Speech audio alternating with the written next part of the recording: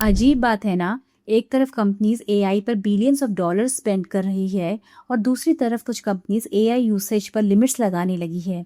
लेकिन अगर एआई इतना पावरफुल है तो फिर ऐसा क्यों? रिसेंटली रिपोर्ट्स आई कि कुछ कंपनीज में एम्प्लॉयज एआई टूल्स इतना ज़्यादा यूज़ कर रहे थे कि एआई बिल्स एक्सपेक्टेड लेवल से बहुत ऊपर चले गए। और तब मैनेजमेंट ने एक इम्पॉर्टेंट सवाल पूछा, एआई से प्रोडक्टिविटी तो बढ़ रही है, लेकिन क्या बिजनेस वैल्यू भी उतनी ही बढ़ रही है? यही सबसे इंटरेस्टिंग पार्ट है। एआई कोडिंग में हेल्प कर सकता है, ईमेल्स लिख सकता है, रिसर्च फास्ट कर सकता है और एम्प्लॉयज़ का काफ़ी टाइम भी बचा सकता है।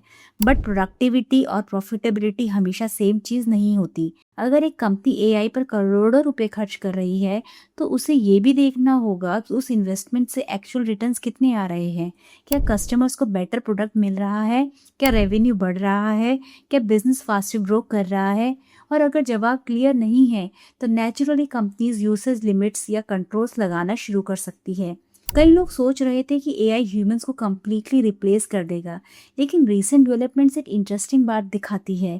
कंपनीज को सिर्फ एआई की कैपेबिलिटी नहीं, उसकी कॉस्ट और एक्चुअल बिजनेस वैल्यू भी देखनी पड़ती है। और अगर फ्यूचर में एआई टूल्स और पावरफुल होते गए, तो उनकी प्राइसिंग भी बढ़ सकती है। इसीलिए आज सबसे बड़ा सवाल ये नहीं है कि एआई क्या कर सकता है। सवाल ये है, क्या एआई की वैल्यू उसकी कॉस्ट को जस्टिफाई करती है? और शायद फ्यूचर उन लोगों का होगा जो एआई को ब्लाइंडली यूज़ नहीं करेंगे, बल्कि उससे एफिशिएंटली यूज़ करना सीखेंगे।